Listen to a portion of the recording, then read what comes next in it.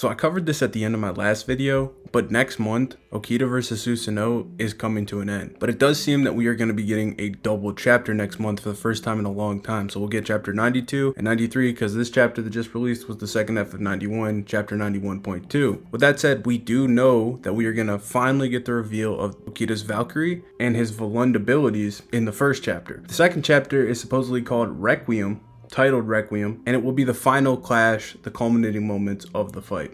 The fact that they've saved the Volund reveal this long and the abilities, and there hasn't even been a mention, there hasn't been any dynamic between the Valkyrie and Okita like we had with Leonidas and Gearful last fight. I feel like it's going to be significant. It could go one of two ways though. It could just be like his Volund is very insignificant, that's why there was an emphasis on it, or it could be the kind of ex machina that allows him to win. Because when you look at this, I think that most people are in agreement that Okita is probably going to win this fight, if for no other reason than story structure. If you look at it, Ragnarok is the first to 7 wins. The gods already have 5 victories. There's still a lot of heavy hitters on the god side of the roster. So unless you believe that the gods are going to win Ragnarok, meaning they'll get 2 more wins, they're only going to get 1 more win in this tournament, while still having Loki, Odin, Anubis, and potentially a wild card god that could come from the spinoff or could be Siegfried. So out of all those, do you really believe that they're gonna give Suso the win? Personally, I don't. And even if they went with 2 wins, I still don't think they would give Suso the win. I feel like Loki is probably going to win. He has a ton of setup for storylines that could occur post Ragnarok. You now have a beef between him and Buddha. You have the storyline of him and his love and obsession with Hilda that could lead to a confrontation with Siegfried. You also have the little setup you had with Okita. If Okita was to win this fight, you still could do something with that. Okita and Loki could have a square off at some point. There's so much potential with Loki. He also seems to be one of Odin, if not his right-hand man, because Thor's loyalties are kind of in question right now. And that brings up Odin. Odin seems to be like he's being framed as the big bad of the series. Now, this could lead to Ragnarok tournament ending in catastrophe. It could lead to the tournament never getting a rightful conclusion. Maybe they just pivot into a war where Odin is the big bad. That's always possible. But if it goes the direction where the tournament plays out and then they move into a primordial resurrection or Odin God versus God war where humanity gets involved, etc., etc., you're gonna need Odin to be around too. So if they were to get 2 wins, my picks would be Odin and Loki would both win. If there's 1 win and Odin potentially just gets vanquished in the tournament, I still think Loki will be alive to see that. That means I think that Anubis is good as dead, and I think that, you know, Susanoo's cooked as well. You also have the potential where it's like, if that 14th fighter comes in, he's got much greater chances to win as well than either Anubis or Susanoo in my book. I just think it's very unlikely Susanoo wins, but it is potentially an opportunity for there to be a draw. So I don't think it necessarily has to be Okita's victory.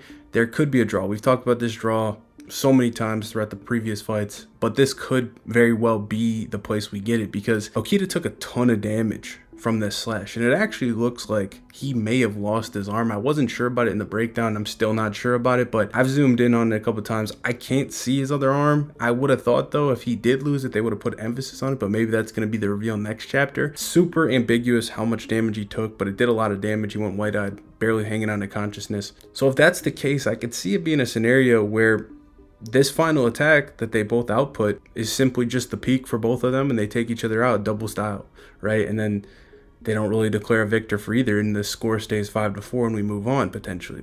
I think that'd be pretty cool, and I think it fits both these guys. Somebody also mentioned in the comments, in response to what I was saying about, are they going to try to tell us that because Susanoo couldn't aim with his left hand on that final strike, that's how Okita somehow survived this, because they've hyped up these attacks as supposed to be one-shot killing blows if they were to land clean numerous times. So this one landing clean on Okita kind of feels like he probably should have died there, right? But they're obviously gonna have to write us in a way that he survived. So potentially, did he miss the precise spot because, you know, he didn't have the proper aim? But somebody in the comments mentioned it looked as if he was aiming with his foot, which I didn't even think about as I was reading it, but he did hold that foot up into the air in a very awkward way.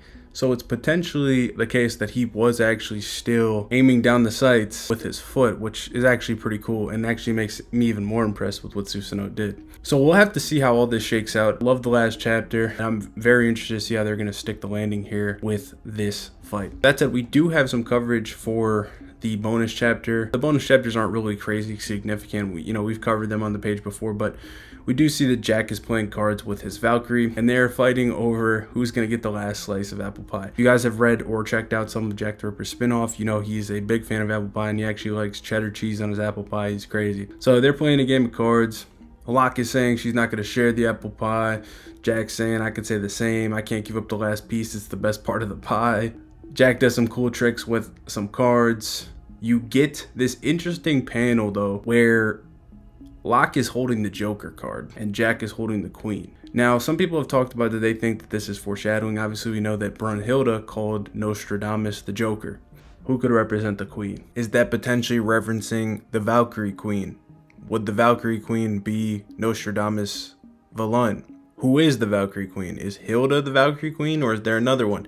We don't really know this, or if we do, I forgot if she's the Valkyrie Queen.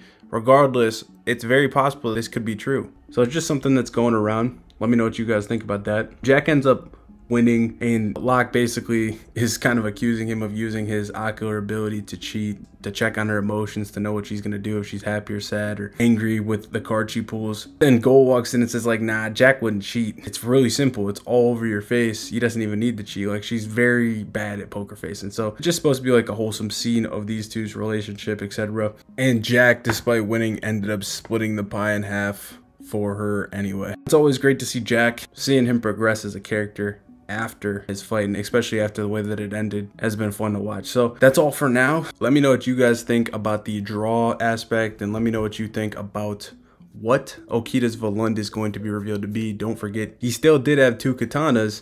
Perhaps, I was a big proponent of, Leonidas having some importance with his cigar last run, and that never came to fruition. So maybe it'll be the same deal with Okita. That second katana may just never be used. I can't even see it in some of the panels, so who knows? But it doesn't seem to have been there when he was about to fight Loki in the garden. So does that mean that the new katana that he added is the Volund? That'd be crazy.